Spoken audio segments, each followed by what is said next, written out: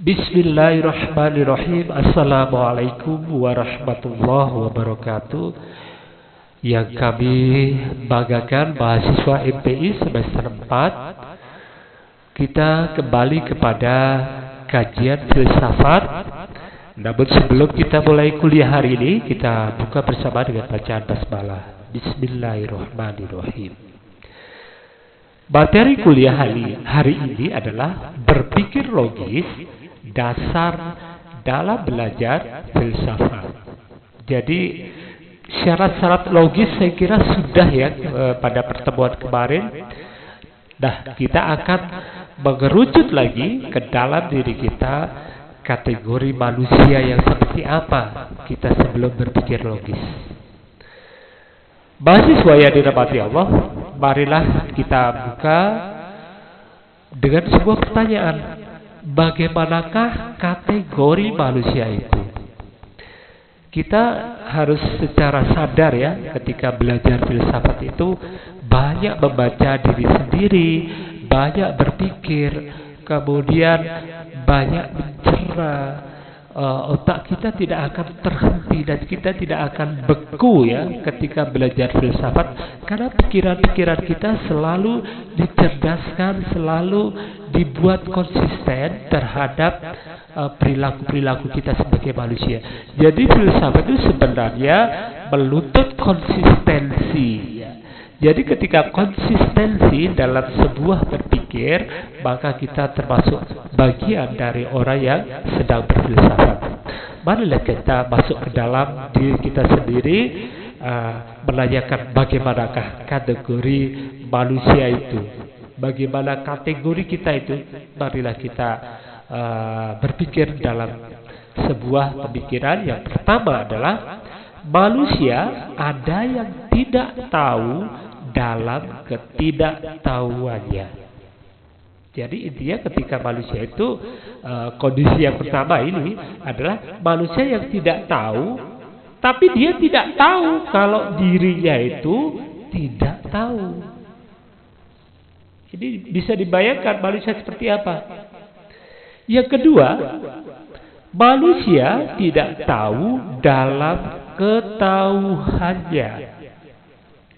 Jadi manusia itu ya dia tahu kalau dia tidak tahu. Itu dia secara sadar. Yang ketiga, manusia itu akan ketidaktahuannya. Jadi manusia itu tahu akan ketidaktahuannya. Agak ribet ya, tapi coba berpikir lagi. Dia itu tahu kalau dia tidak tahu. Kok kayak mirip ya dengan hal yang pertama? Nanti kita cerna lagi. Coba dipikir lagi. Dan nomor 4, manusia tahu akan ketahuannya. Jadi benar-benar sadar kalau dia itu sudah tahu apa yang perlu diketahui atau apa yang sudah diketahui. Manakah yang paling baik? Coba nanti berkomentar ya. Berkomentar dari keempat itu mana yang lebih baik. Dan tadi ada pemikiran yang mirip. Coba dijelaskan apa perbedaannya dari pemikiran yang mirip tadi. Nanti di penjelasan berikutnya saya minta kalian untuk mengartikannya ya. Untuk slide pertama seperti itu. Kita lanjut slide yang kedua.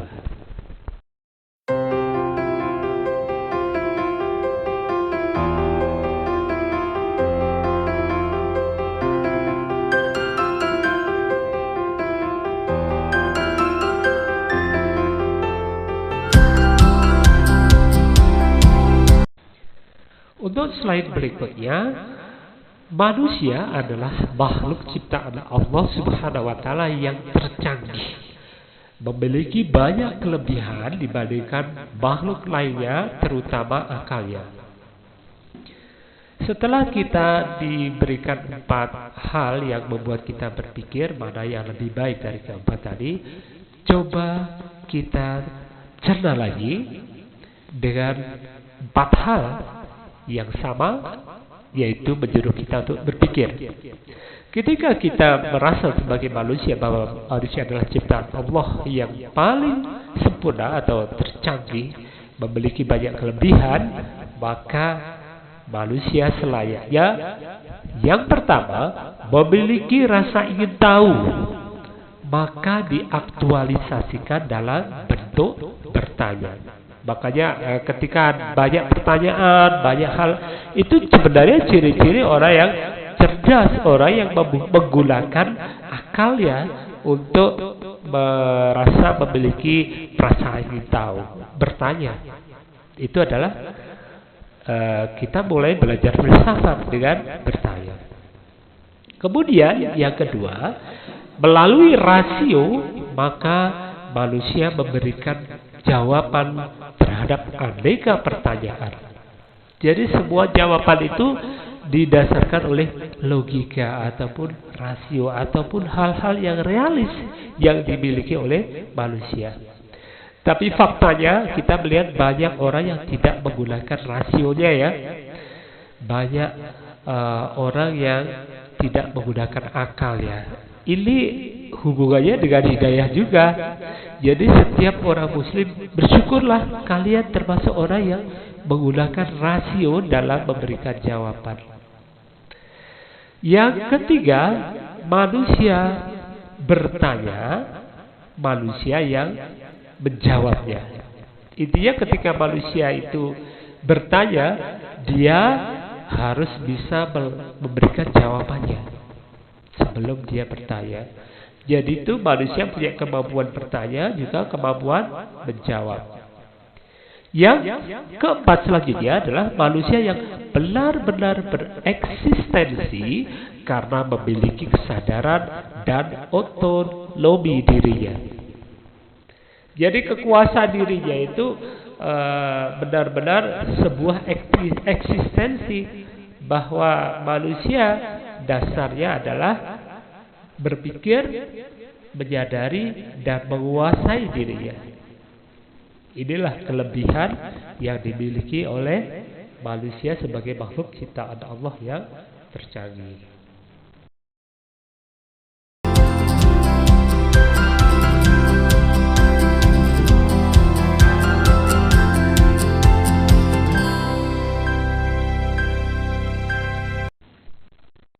Nah, dari pemikiran tadi, dengan kata lain bahwa melalui akalnya manusia mampu menyamai makhluk lain. Coba perhatikan apa yang diciptakan manusia di dunia ini. Pesawat terbang, helikopter, kemudian ada kapal selam.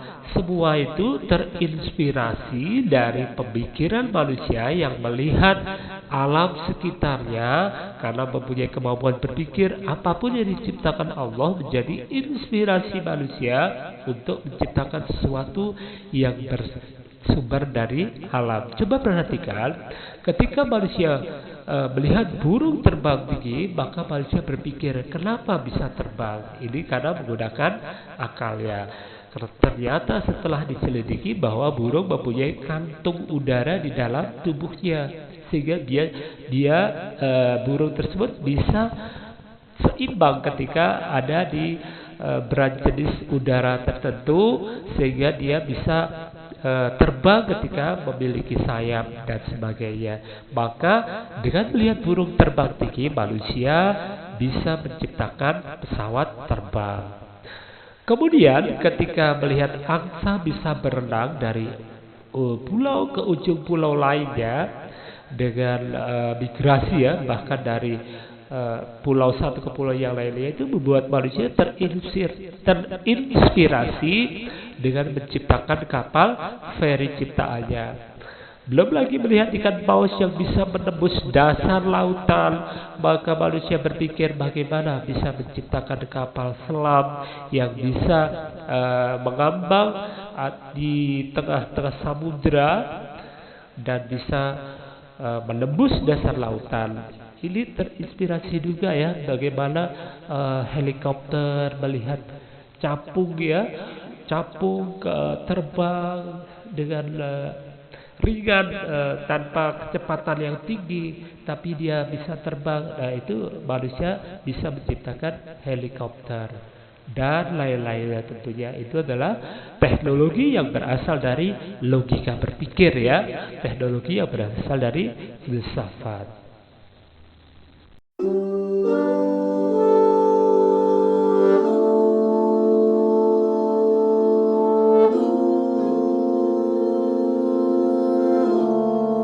Dasar berpikir secara logis sebagai dasar untuk belajar filsafat.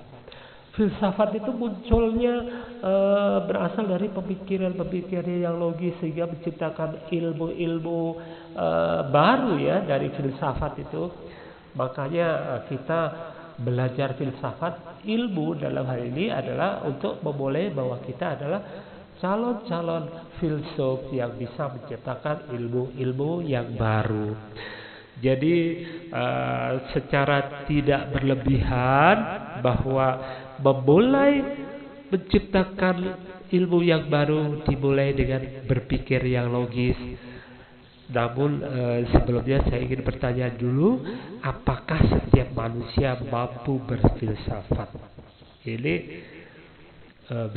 bisa nggak sih setiap manusia itu berfilsafat? Sebenarnya bisa, tapi juga harus mengikuti aturannya. Apa sih aturan dasarnya? Ya, manusia harus berpikir logis, sistematis, radikal, dan universal. Kalau berpikir logis, berarti manusia itu harus memikirkan segala sesuatunya dengan akalnya, dengan rasionya, sehingga hal tersebut bisa diterima kebenarannya. Ketika nggak berpikir logis ya nggak bisa. Yang kedua, sistematis. Sistematis itu ada urutan-urutannya. Jadi ada rangkaian kegiatan yang membuat pikiran-pikiran logis tersebut melalui proses yang dinamakan proses sistematis. Dan selanjutnya adalah secara radikal, jadi sampai ke akar-akarnya. Dan secara universal adalah diterima secara umum. Itu aturannya. Dengan mengindahkan keempat aturan tersebut, maka manusia menjadi seorang filosof. Itulah dasar berpikir manusia.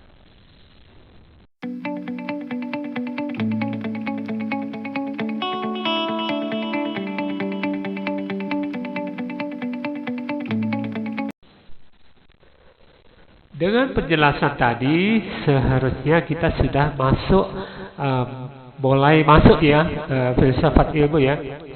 Karena dari sinilah munculnya, lahirnya ilmu pengetahuan dan dimulainya sebuah kajian filsafat ilmu. Kapan lahir ilmu pengetahuan?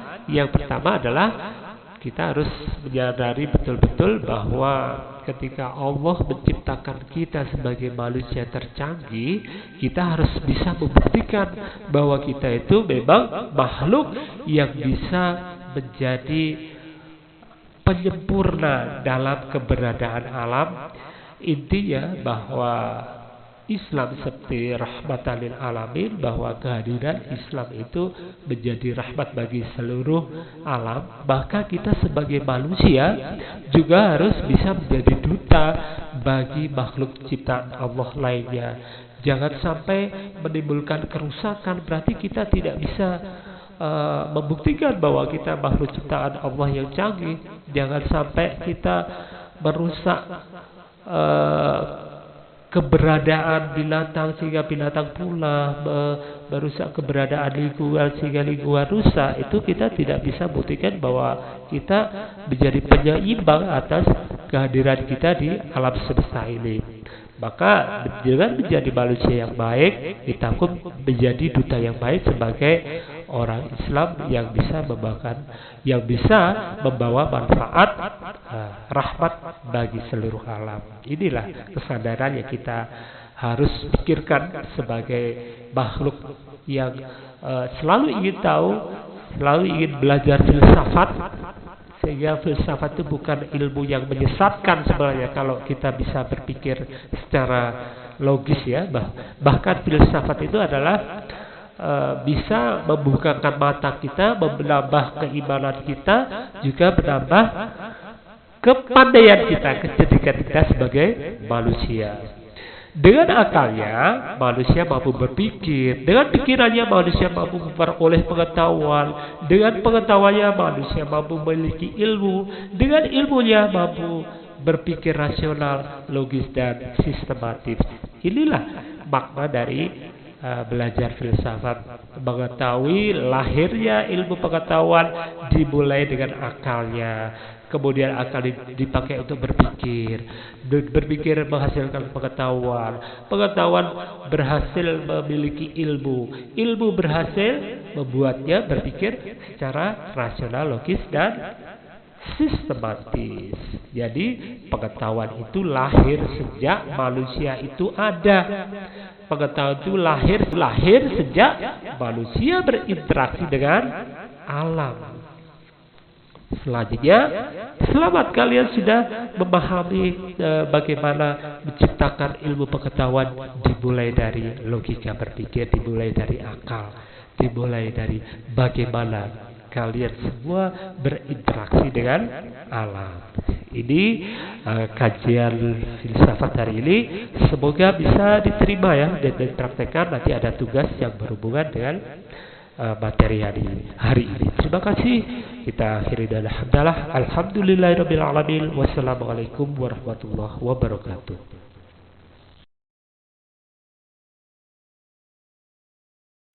Assalamualaikum teman-teman. Nah, sebelum mulai dari video ini, kalian harus subscribe ya.